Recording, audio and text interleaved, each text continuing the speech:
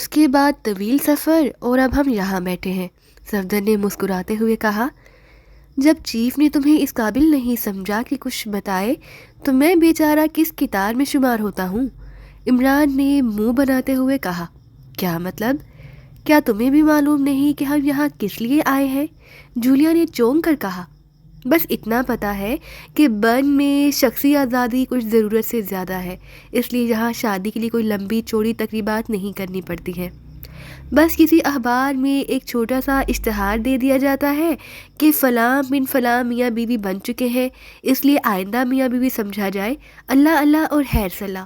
میں یہی پتہ کرنے گیا تھا کہ یہاں سب سے کم ریٹس پر اشتہار کون سا اچھا بنتا ہے۔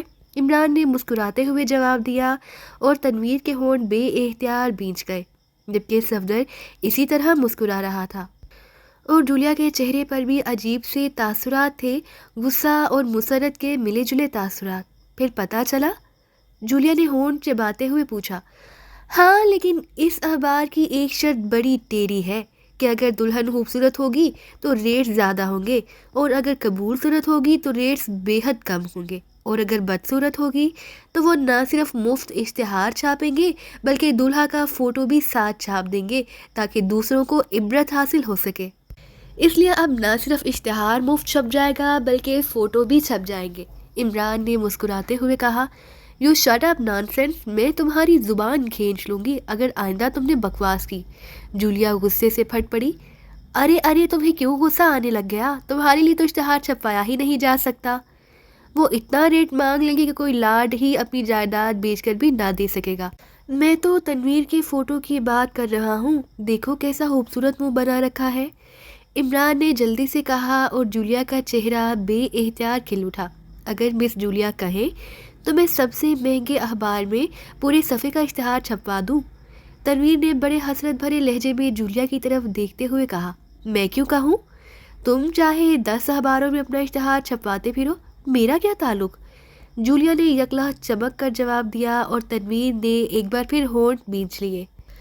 اس کا چہرہ بتا رہا تھا کہ جولیا کا اس طرح صاف اور سپاٹ جواب سن کر اسے جذباتی طور پر شدید دھچکا لگا، لیکن ظاہر ہے وہ کچھ کر بھی نہ سکتا تھا۔ ارے لڑنے کی کیا ضرورت ہے؟ ایک تو بیچارہ تنویر بڑی مالی قربانی دے رہا ہے، اوپر سے تم مجھ سے لڑ بھی رہی ہو۔ چلو تنویر، تم میرا اشتہار چھپا دو، میں تمہارا بے حد ممنون رہوں گا۔ عمران نے ایسے کہا جیسے مسئلے کا حل بتا رہا ہو۔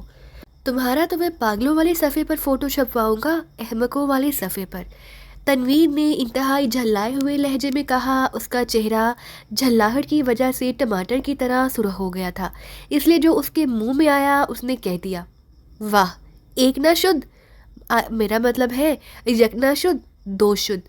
پاگلوں والے صفحے پر علیحدہ فوٹو چھپے گا اور احمقوں والے صفحے پر علیحدہ؟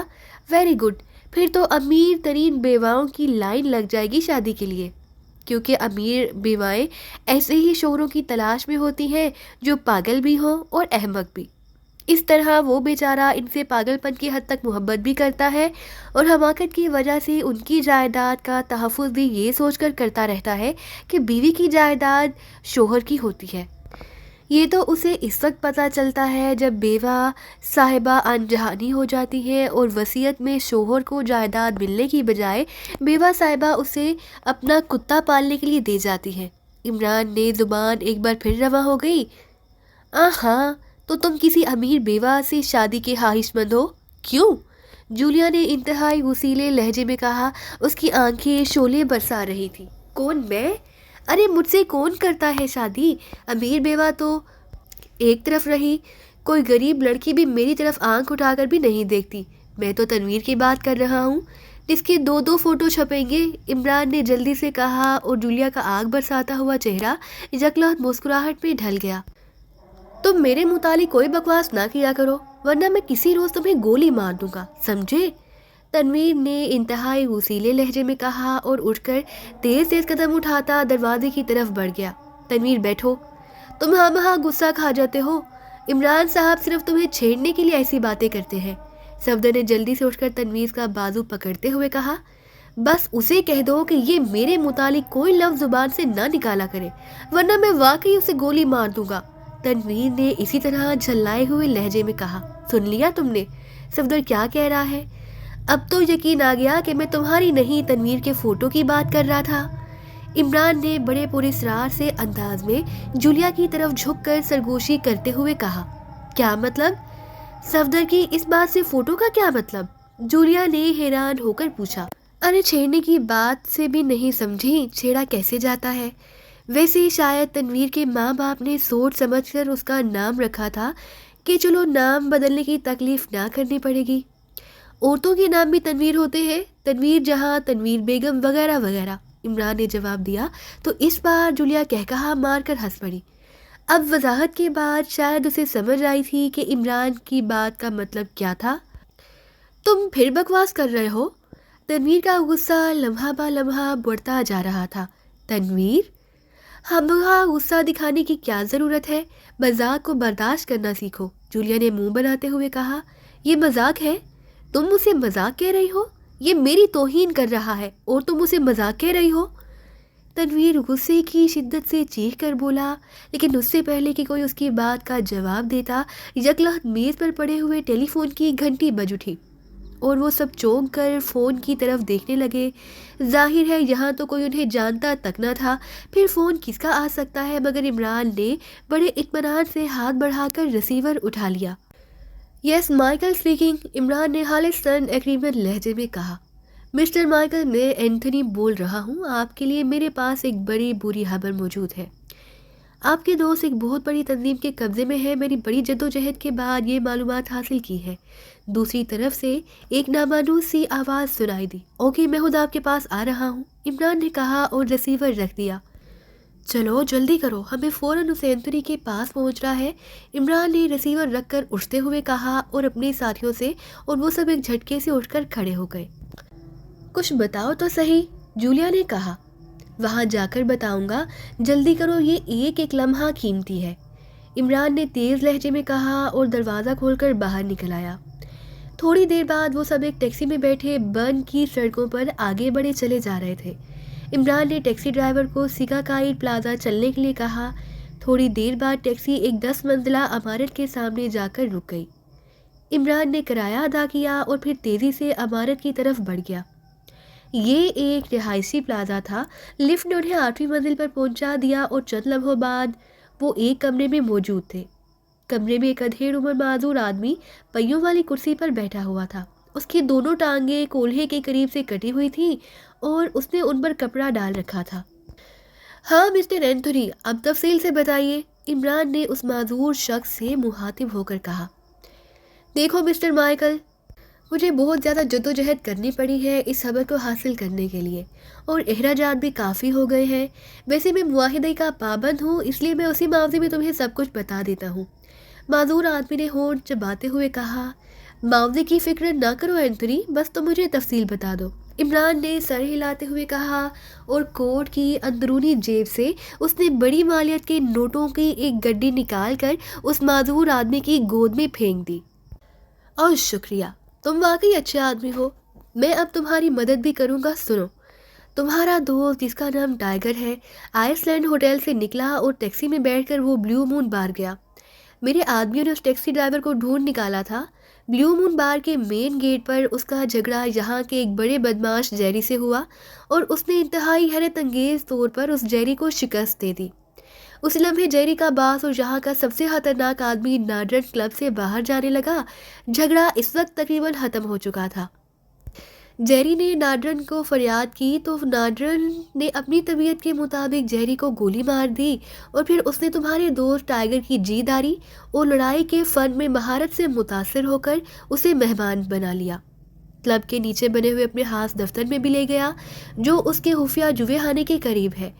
وہاں اس کے مسلح آدمی بھی موجود تھے، لیکن پھر ایک عجیب واقعہ ہوا۔ جوے خانے میں موجود 3 مسلح آدمی اور ناڈرن کی گولیاں اسے چھلنی لاش اس کے دفتر میں پڑی ہوئی ملی، جبکہ تمہارا وہ دوست غائب تھا۔ جوے خانے میں موجود افراد اس قتل و غارت اور فائرنگ سے خوفزدہ ہو کر عقبی دروازے سے باہر نکل گئے۔ انہوں نے عقبی طرف سے گھوم کر کلب کے حال میں آ کر جب اس قتل و غارت کی بابت بتایا تو ناڈرن کے ساتھی اس کے دفتر پہنچے تو وہاں لاشیں پڑی ہوئی ملی۔ بہرحال ناڈرن کے ساتھیوں نے تمہارے دوست ٹائیگر کو تلاش کرنا شروع کر دیا۔ پھر انہیں صرف اتنا پتہ چلا کہ تمہارا دوست قریب ہی ایک ڈپارٹمنٹل اسٹور میں جاتا دیکھا گیا ہے۔ اس کے بعد اس کا کہیں پتہ نہ چل سکا، لیکن میرے آدمیوں نے جو اس کام میں انتہائی ماہر ہیں اس کا کلیو تلاش کر لیا۔ تمہارے آدمی نے اس اسٹور سے ایسا سامان خریدا جسے میک اپ کیا جا سکتا ہو، اور نیا لباس خرید کر وہ باتھ روم میں جاتا دیکھا گیا۔ پھر میرے آدمیوں نے تمہارے آدمی کا پرانا لباس ساتھ ہی گلی میں ایک کوڑے کے ڈرم میں تلاش کر لیا، کیونکہ ان بڑے ڈرموں کی صفائی ہفتے میں ایک روز کی جاتی ہے، اس لیے وہ شاپنگ بیگ وہاں موجود تھا جس پر اس اسٹور کا نام چھپا ہوا تھا۔ چنانچہ پھر میرے آدمی نے اس لباس کی تفصیلات حاصل کی جو تمہارے دوست نے خریدا تھا۔ اس کے بعد اس ٹیکسی ڈرائیور کو تلاش کر لیا گیا جس نے اسے لباس پہنے ہوئے آدمی کو عقبی سڑک سے اٹھا کر ہیمر کلب کے سامنے اتارا تھا۔ دراصل تمہارے دوست نے جو نیا لباس خریدا وہ اب یہاں فیشن کے لحاظ سے متروک ہو چکا ہے، اس لیے ٹیکسی ڈرائیور کو وہ یاد رہ گیا۔ بہرحال ہیمر کلب میں جب تحقیقات کی گئی تو پتہ چلا کہ تمہارا دوست ٹائیگر اس وقت مقامی میک اپ کے روپ میں ہے۔ وہی لباس پہنے کلب کے اسسٹنٹ مینیجر اور ہیمر کے دستے راس میتھائس کے ساتھ اس کے دفتر میں جاتا دیکھا گیا۔ وہاں کے ایک ویٹر نے بتایا کہ میتھائس نے اس کے لیے سب سے قیمتی شراب بھی منگوائی۔ اس کے بعد جب مزید تشویش کی گئی تو پتہ چلا کہ میتھائس نے تمہارے دوست کو بے ہوش کر کے کار کے ذریعے پہلے اپنے مخصوص اڈے پر پہنچایا، جہاں سے ہاک کا ایک مخصوص ہیلی کاپٹر اسے لے کر ہاک کے ہیڈ کوارٹر فائر لینڈ کی طرف چلا گیا۔ اور یہ واقعی بری خبر ہے، کیونکہ فائر لینڈ پہنچنے کے بعد اس کے زندہ رہ جانے کا 1% بھی چانس باقی نہیں رہ جاتا۔ اس لیے میں نے کہا کہ یہ بری خبر ہے، اور سچ پوچھو تو اس لیے میں تم سے مزید معاوضہ مانگنے کی ہمت نہ کر پا رہا تھا۔ اینتھونی نے اسپارٹ لہجے میں کہا، یہ میتھائس اب کہاں ملے گا؟ عمران نے پوچھا، اپنے کلب میں، وہ مستقل طور پر وہیں رہتا ہے، لیکن اب تم نے اس سے کیا لینا ہے؟ تمہارے دوست کو تو وہ فائر لینڈ بھجوا ہی چکا ہے۔ ویسے وہ انتہائی خطرناک آدمی سمجھا جاتا ہے، اور یہ بھی بتا دوں کہ ہیمر کا تو صرف نام ہے، اس کی پشت پر اصل آدمی یہی میتھائس ہی ہے۔ ٹھنڈے مزاج کا انتہائی ذہین آدمی ہے، اینتھونی نے کہا۔ اوکے، شکریہ اینتھونی، تم نے واقعی کام کر دکھایا ہے، عمران نے کرسی سے اٹھتے ہوئے کہا۔ ایک بات تو سن لو، تم نے مجھے میرے ایکریمین دوست کا حوالہ دیا تو میں نے تمہارا کام کر دیا، کیونکہ میں اس کا بے حد احسان مند ہوں۔ لیکن خیال رکھنا کبھی کسی کے سامنے بھی یہ بات زبان پر نہ لانا کہ میں نے تمہیں معلومات مہیا کی ہے، ورنہ یہ میتھائس اور ناڈرن گروپ مجھ معذور آدمی کے جسم میں ایک لمحے میں ہزاروں گولیاں پیوست کرنے سے ذرا بھی نہ ہچکچائیں گے، اینتھونی نے قدرے منت بھرے لہجے میں کہا۔ ارے میں تو کسی اینتھونی کو جانتا ہی نہیں، گڈ بائے، عمران نے مسکراتے ہوئے کہا، اور دوسرے لمحے وہ دروازے کی طرف بڑھ گیا۔ ظاہر ہے اس کے ساتھیوں کو بھی اس کی پیروی کرنی تھی۔ چند لمحوں بعد وہ اس پلازا کے باہر پہنچ چکے تھے۔ ٹیکسی اسٹینڈ یہاں سے کچھ فاصلے پر ہے، اس لیے وہاں تک پیدل چلتے ہیں، اور راستے میں تمہیں بریف بھی کر دوں گا کیونکہ اب شاید تنویر ایکشن کا وقت آ گیا ہے، عمران نے مسکراتے ہوئے کہا، اور تنویر کا چہرہ عمران کی یہ بات سن کر بے اختیار کھل اٹھا۔ ظاہر ہے وہ تو کیا سبھی عمران کی بات کا مطلب سمجھ گئے تھے کہ تنویر ایکشن کا مطلب تیز ترین ایکشن ہے، اور یہ بات تنویر کے لیے بہرحال ایک کریڈٹ کی حیثیت رکھتی تھی۔ پاکیزہ کے ایک اہم سائنسدان ڈاکٹر ہدایت اللہ جہاں برن میں ایک سائنس کانفرنس کی صدارت کے لیے آئے تھے۔ وہ پاکیزہ میں ایک انتہائی اہم ریسرچ میں مصروف تھے۔ یہاں ناڈرن مشہور گنڈا گروپ ہے، اس کے سربراہ کا نام بھی ناڈرن ہے۔ اسی نے ڈاکٹر ہدایت اللہ کو اغوا کرا لیا اور حکومت پاکیزہ سے $50 لاکھ تاوان ان کی رہائش کے لیے طلب کیا۔ پاکیزہ حکومت نے اپنے سفارت خانے کے ذریعے $50 لاکھ تاوان کی ادائیگی پر رضامندی ظاہر کر دی، لیکن پھر اس ناڈرن نے کہا کہ اس نے ڈاکٹر ہدایت اللہ کو زیادہ رقم لے کر کسی اور پارٹی کے ہاتھ فروخت کر دیا ہے۔ یہاں کی پولیس اور حکومت اس گروپ سے حائف رہتی ہے، اس لیے انہوں نے ڈاکٹر ہدایت اللہ کی رہائش میں کوئی خاص دلچسپی ظاہر نہ کی۔ چنانچہ یہ کیس پاکیزہ حکومت نے تمہاری چیف کو ٹرانسفر کر دیا۔ تمہاری چیف نے ابتدائی معلومات حاصل کی تو پتہ چلا کہ یہاں سب سے بڑی تنظیم ہاک نامی ہے، جس کا ہیڈ کوارٹر بحیرہ روم میں واقع ایک جزیرہ فائر لینڈ پر ہے، اور فائر لینڈ کا ہر آدمی اس ہاک سے ہی تعلق رکھتا ہے، اور برن میں اس ہاک کا ایجنٹ ہیمر نامی آدمی ہے جس نے اپنے نام سے یہاں ہیمر کلب کھولا ہوا ہے۔ لیکن یہ معلوم نہ ہو سکا کہ کیا واقعی ڈاکٹر ہدایت اللہ کو ہاک نے اغوا کرایا ہے یا پھر کسی اور نے۔ بہرحال چیف نے یہ کیس میرے ذمہ ڈالا کہ میں یہاں آ کر ڈاکٹر ہدایت اللہ کو برآمد کروں۔ میں نے فوری طور پر ٹائیگر کو یہاں بھجوا دیا تاکہ ٹیم کے یہاں پہنچنے سے پہلے ٹائیگر ابتدائی معلومات حاصل کر لے۔ ٹائیگر کے ساتھ یہی طے ہوا تھا کہ وہ یہاں کے مشہور ہوٹل آئس لینڈ میں ٹھہرے گا تاکہ جب ہم یہاں پہنچیں تو اس سے ملاقات آسانی سے ہو سکے۔ ایکریمیا میں ایک دوست کی معرفت میں نے یہاں اس معذور آدمی کا پتہ چلایا۔ اس معذور آدمی اینتھونی کی ایک خفیہ تنظیم ہے۔ یہ آدمی معلومات فروخت کرنے کا دھندا کرتا ہے۔ بہرحال یہاں آئس لینڈ پہنچنے کے بعد جب میں نے ٹائیگر کا پتہ کیا تو معلوم ہوا کہ وہ یہاں کمرہ لینے کے بعد فوری طور پر باہر چلا گیا تھا، اور پھر اس کے بعد سے وہ واپس نہیں آیا، اور نہ ہی وہ کوئی پیغام چھوڑ گیا ہے اور نہ ہی اس کی طرف سے کوئی پیغام موصول ہوا ہے۔ اسے گئے ہوئے 2 روز ہو چکے ہیں۔ اس پر مجھے تشویش ہوئی تو میں نے اس اینتھونی کو تلاش کیا اور پھر اسے اس بات پر رضامند کر لیا کہ وہ ٹائیگر کے متعلق انکوائری کر کے مجھے بتائے کہ ٹائیگر کے ساتھ ہوا کیا ہے۔ اور اب جو کچھ اس اینتھونی نے بتایا ہے وہ تم نے سن ہی لیا ہے۔ اس کا مطلب ہے کہ ٹائیگر نے ڈارڈن سے معلومات حاصل کی اور پھر اسے اس کے ساتھیوں کو قتل کر کے وہ سیدھا ہیمر کلب پہنچا جہاں اس کی ملاقات میتھائس سے ہوئی۔ وہاں یقیناً کوئی ایسی بات ہوئی ہوگی کہ میتھائس نے اس پر قابو پا لیا اور اسے ہاک کے ہیڈ کوارٹر پہنچا دیا۔ اس سے یہی بات نکلتا ہے کہ ٹائیگر نے نارڈن سے یہ بات اگلوائی ہوگی کہ ڈاکٹر ہدایت اللہ کے اغوا میں واقعی ہاک اور ہیمر کا ہاتھ ہے، اور اگر واقعی ایسا ہی ہے تو پھر یقیناً ڈاکٹر ہدایت اللہ کو اغوا کے بعد جہاں سے فائر لینڈ ہی بھیجا گیا ہوگا وہاں سے شاید اسے اس پارٹی کے حوالے کر دیا گیا ہو جس نے اسے اغوا کرایا ہے۔ اس لیے اب ہمیں اس میتھائس سے یہ ساری تفصیلات اگلوانی ہے۔ اینتھونی نے بتایا ہے کہ ہیمر کا صرف نام ہے، اصل آدمی یہی میتھائس ہے، اس لیے لامحالہ اس میتھائس کو اس بارے میں تفصیلی معلومات حاصل ہوں گی۔ عمران نے ٹیکسی سٹینڈ کی طرف چلتے ہوئے انہیں پوری تفصیل بتا دی۔ اب ہوئی نا بات، اب تم اس میتھائس کو مجھ پر چھوڑ دو، پھر دیکھنا کہ وہ کس طرح طوطے کی طرح بولتا ہے۔ تنویر نے سر ہلاتے ہوئے کہا، ٹھیک ہے، لیکن ایک بات یاد رکھنا تنویر کہ اب ہمارے پاس وقت واقعی نہیں ہے، نہ جانے ڈاکٹر ہدایت اللہ کو کہاں پہنچا دیا گیا ہو، اس لیے ہمیں انتہائی تیز رفتاری سے کام کرنا ہوگا تاکہ اس سے پہلے کہ ڈاکٹر ہدایت اللہ وہ اس ریسرچ کے بارے میں تفصیلات حاصل کی جا سکے ہم ڈاکٹر ہدایت اللہ کو برآمد کر لیں۔ عمران نے انتہائی سنجیدہ لہجے میں کہا، ایسے ہی ہوگا، تم فکر نہ کرو۔ تنویر نے کہا اور عمران نے سر ہلا دیا، لیکن اب اس کے چہرے پر گہری سنجیدگی کے تاثرات نمایاں تھے۔ تھوڑی دیر بعد وہ ٹیکسی میں بیٹھے ہیمر کلب کی طرف بڑھے چلے جا رہے تھے۔ ہیمر کلب کے سامنے وہ ٹیکسی سے اترے اور عمران نے اسے کرایہ دے کر فارغ کر دیا۔ پھر وہ تیز تیز قدم اٹھاتے کلب کے مین گیٹ کی طرف بڑھنے لگے۔